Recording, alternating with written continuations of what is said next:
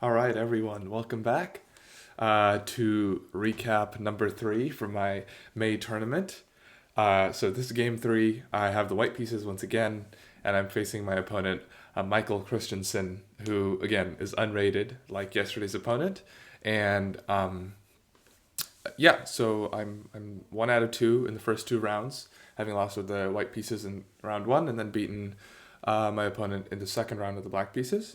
So I go into round 3, not knowing the strength of my opponent, and eager to find out how well he plays.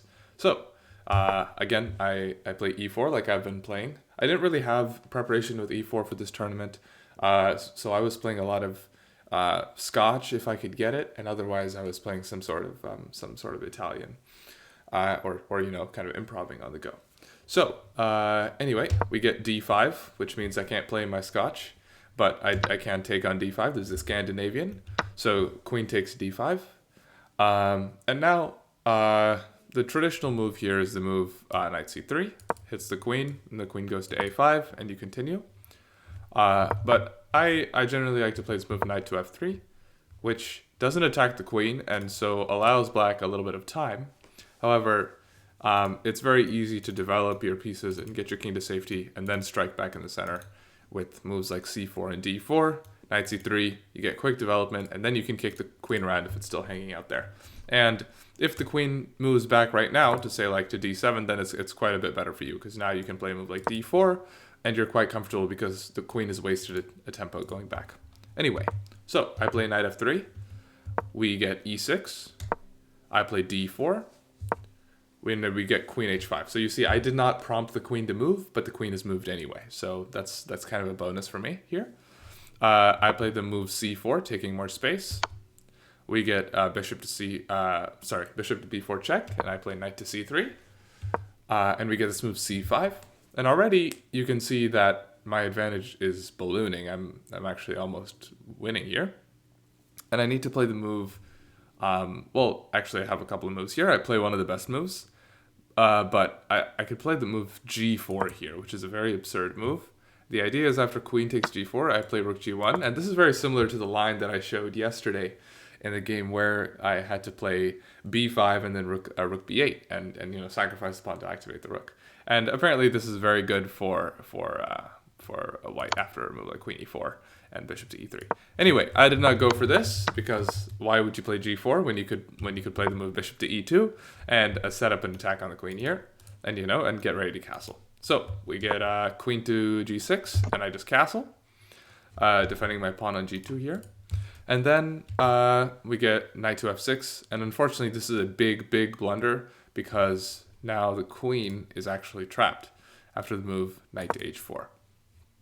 So here we would actually have to play the move cd4, and after here, h takes g6, and if I moved my knight, let's say if I play knight b5 or something, and knight here and something like knight a6, this is the position that black would get.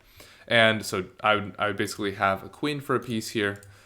Sorry, I have 2 bishops, right? And they have 2 bishops, but I have a queen for this knight here, and I would be totally winning.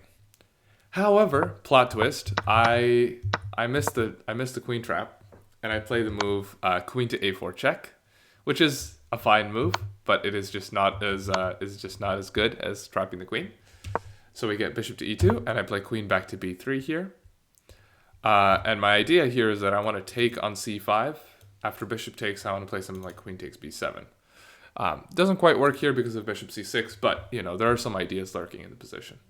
So we get castles here, and for the second time in a row, I have my queen trap available here with either knight h4 or knight e4. Sorry, knight e5.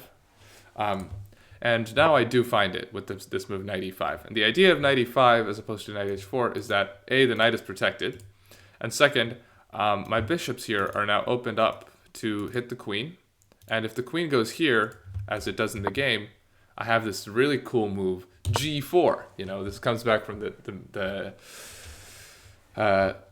previous line here. If knight takes g4, which looks like you can sacrifice the knight and get out with the queen, which you can. Queen back to f6, and you can get out with the queen. But here, what I played is the move knight to e4. attacking the queen again.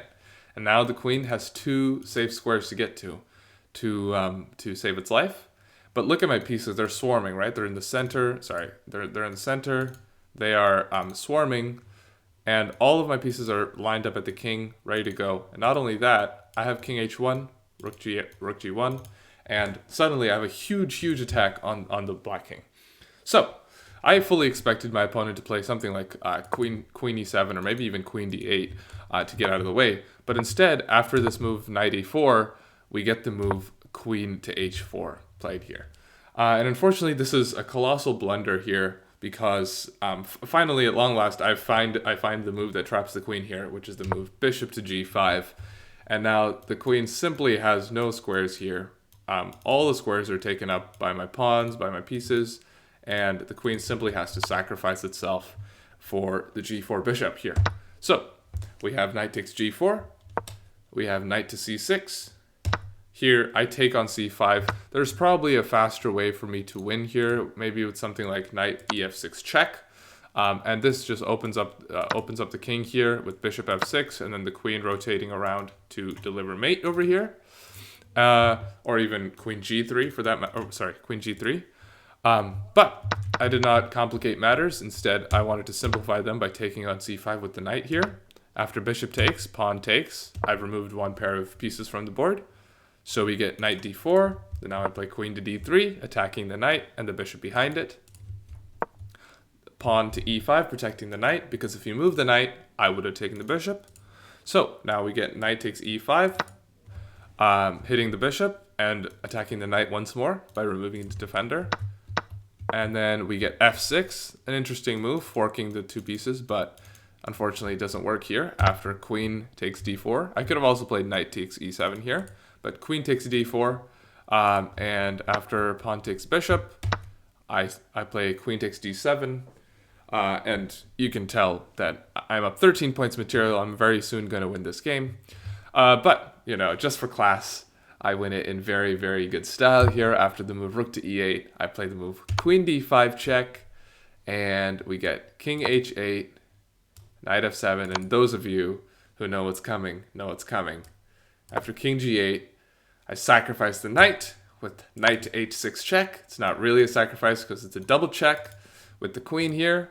The king has only 1 legal move to go back to h8. And now I sacrifice the queen with queen to g8 check. Sorry, brilliant move, best move, whatever you want to call it. The king can't take because the knight defends. And so after a rook takes, forced move, knight f7, checkmate. And thus concluded my 3rd round of my May tournament here. With the white pieces, I beat Michael Christensen to go 2-1 in the tournament. And I was right in the middle of the pack here in terms of my competitors. 2-1. So this is a good result for me, for sure. Again, my opponent wasn't very strong in this game either.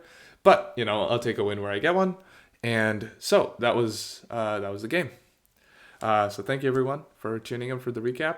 There are 2 more games to come tomorrow and the day after. Game 4 and Game 5. Very exciting games. Those 2 are much higher level too. And I was very proud of the way I played in both of them. To an extent, you know, I had some weaknesses as well.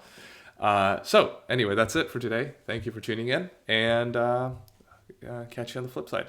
See ya.